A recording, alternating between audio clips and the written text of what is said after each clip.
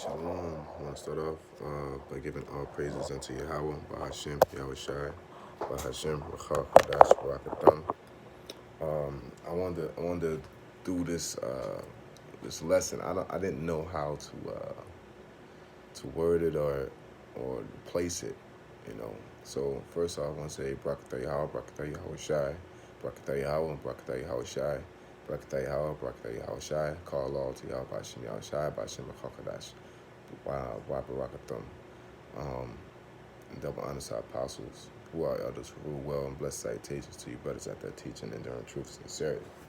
So again, I didn't know how to word this lesson, you know, but basically the relativity of modern day Babylon to ancient Babylon based off the prophets. Okay, now the relation I wanted to deal with is based off the prophets that existed, the mass amount of numbers of prophets, and the books that were written and how heavy they were. Now, when you talk about Babylon, you automatically would think about Nebuchadnezzar, but actually, you know, Assyria, you know, because you have the Medo-Persian Empire. But at the end of the day, Assyria, it was prophesied. I don't have the particular scripture up. I wish I knew where it was. If brothers could help me out with it. But I believe it's in Jeremiah, Isaiah, where it was prophesied that we were to go into captivity by a nation whose tongue did we not know. We didn't speak their language, and if we resisted, that we'll be afflicted even more. Basically, the Most High put these nations on us from afar to further persecute us. Now, once you go into 2 Kings 18th chapter, it says, then the king of Assyria carried Israel away into exile to Assyria and put them in Halah and on the harbor, the river of Gazan, and in the cities of the Medes. Okay. Then you go to 2 Kings 17:23. It says, until the Lord removed Israel from his sight, as he spoke through all his servants, the prophets, so Israel was carried away into exile from their own land to Syria unto this day. Okay. Israel being the northern tribe was carried away by Syria, and then Nebuchadnezzar, or the Babylonians, took Judah, which is the southern kingdom, away. So there's this site. It's pretty decent, I would say. The name of it is Conforming to Jesus Ministry. You know, I'll show you guys what I'm looking at here. See if I can. So this is the site that I'm dealing with here. Okay. And what it goes into, it says map of the Assyrian and Babylonian captivity of Israel and Judah, exile of Jewish people, or really just exile of Israelites into Assyria and Babylon. Okay, so I'm gonna read this. It's pretty dope. It says Assyrian captivity, fall of the kingdom of northern Israel. It says Assyrian captivity or Assyrian exile is a period in which Israelite history, during which a number of Israelites of the northern kingdom of Israel were captives in Assyria, which shows that's the reason why the Assyrians, the Israelites of the northern kingdom left, because they couldn't keep their laws, and so they left around the Persian Gulf. Okay, yeah. So let me see if I get the map. Okay.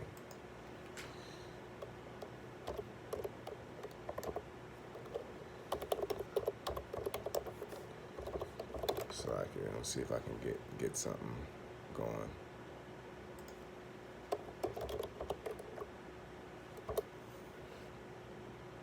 All right.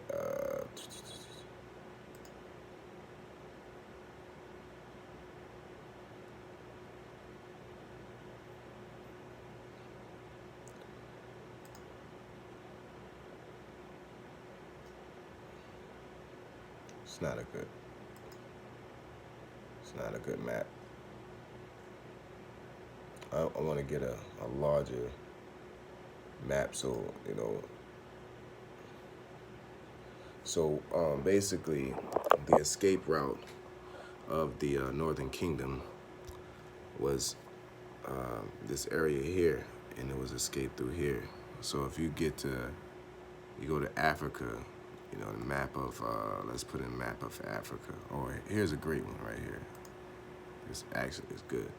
You see it right here, and it swung around. The Lord calmed these waters based off of Esdras. The Lord calmed these waters because these are very troubling waters because of the hot and the cold. Okay, so the Lord, through the Persian Gulf, allowed the Northern Kingdom to swing around here and to go here. And the Israelites, the Northern Kingdom, migrated from here all the way up to here. Okay, which is why the Latin tribes ended up over here before we did, and we knew how to get over here.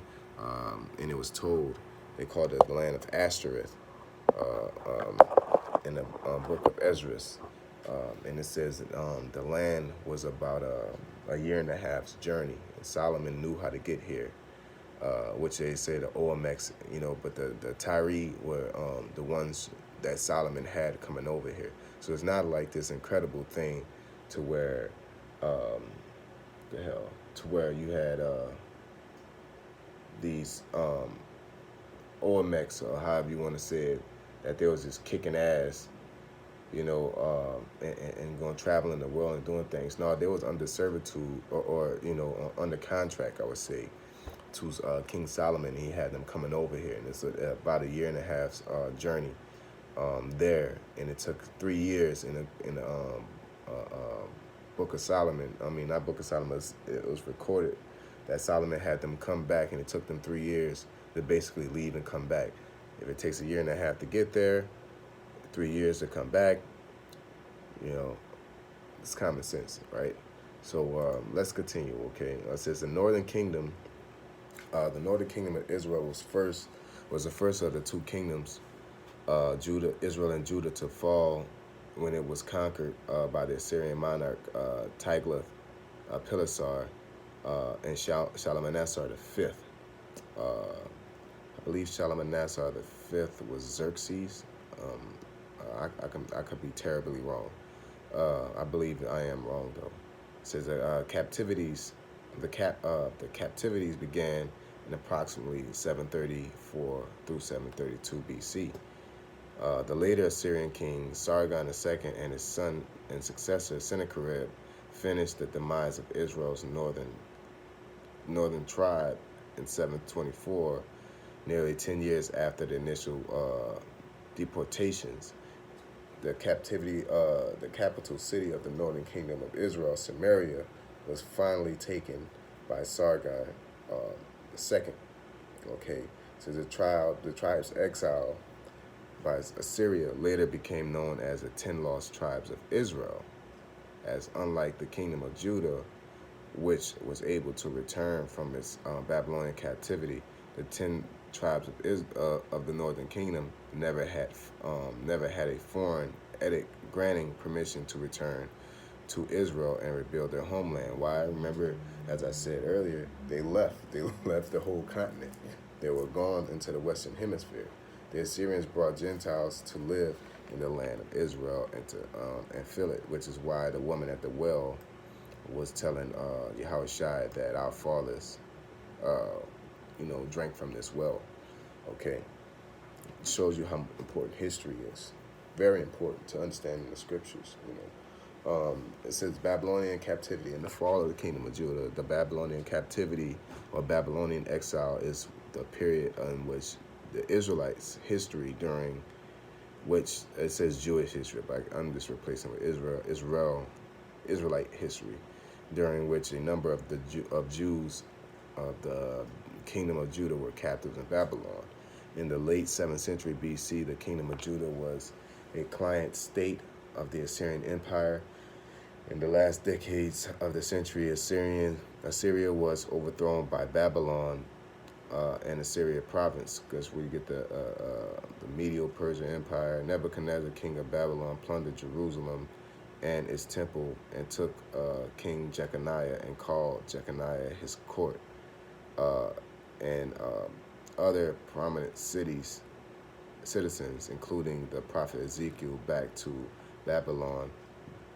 Jehoiakim's uncle Zedekiah was appointed king in his place. So I want to get something because we was actually having going over the book of the book of uh, the book of Judith. In the book of Judith, it talks about how Nebuchadnezzar basically went to war with Arphaxad. And it says, in the days of Arphaxad, which reigned over the Medes. Okay, the Medes are today's Persians or Iranians. Okay, and Ecbatane is a medial capital, which shows that the Persian Medial Empire and Babylon, they both were basically the same, but they just went from back and forth from one nation to the other nation. But that whole kingdom was of the same destruction of Israel. Okay. Let's see here. Despite God's warning and call to repentance through his prophet Jeremiah, Zedekiah revolted against Babylon, to which Nebuchadnezzar returned and besieged Jerusalem, resulting in the city's destruction in 586 BC. Nebuchadnezzar destroyed the city wall and the temple together with the house of the most important citizen. King Zedekiah was blinded and taken to Babylon with many others. So Judah became a Babylonian province called Yehud Madinata, Judah province, putting an end to the independent kingdom of Judah. Okay, so basically the Babylonian captivity, okay, it happened through the Babylonian captivity happened through Nebuchadnezzar, and Nebuchadnezzar basically had made war with Arphaxad, and that caused the transition to Nebuchadnezzar taking over everything. Okay, and it was all prophesied through the scriptures. Now, I want to get this. Okay, you got prophets during the time of the Assyria, Babylonian, and Persian captivity. You had Amos, Nahum, Isaiah, Micah, Joel, Obadiah, Ezekiel, Jeremiah, Habakkuk, Zephaniah, Daniel, Zechariah, Haggai, Malachi. All this ranged from 745 to 425. Or you could say Amos, I believe Amos at the beginning, 767 through 753 BC, and Micah was the last, which is 425 BC. Okay, but this is a long stretch, and you had Hosea, Salakia. You had Hosea, he was a little bit after Amos in 755. Okay, so what kind of would prompt me to do this lesson is basically the scriptures say that the Lord sends prophets against countries and great kingdoms to prophesy the downfall of that country and great kingdom. But in Babylonian sense, it was prophesied against us, and it was prophesied against Babylon. But at the end of the day, they're synonymous. The way I just wanted to relate basically the significance of this influx of prophets during that time, and how the influx of prophets are going on now. You're talking about one West all the way up until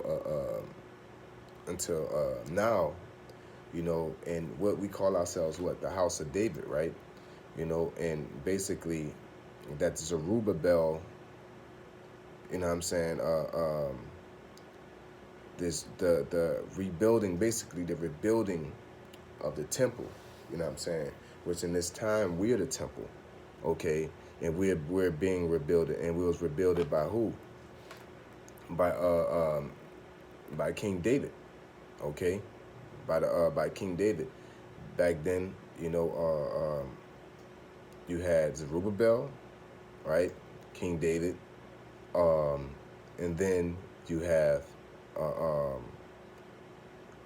Masha, you know, which is our predecessor, who is known as what? King David, right? Through the Spirit, whether people can believe it or not.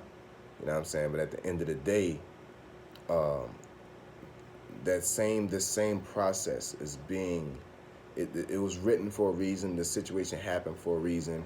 And as the Lord said, I will build down in 3 days, I will rebuild. Um, I will throw these buildings down, there shall not a stone stand, and he will rebuild. Yahweh Shai didn't throw a city down. He basically threw the system and the spiritual house down, and he rebuilt it through himself. Okay, and this is us in the rebuilding through the spirit of Yahweh Bashem Yahweh Shai, whether niggas like it or not.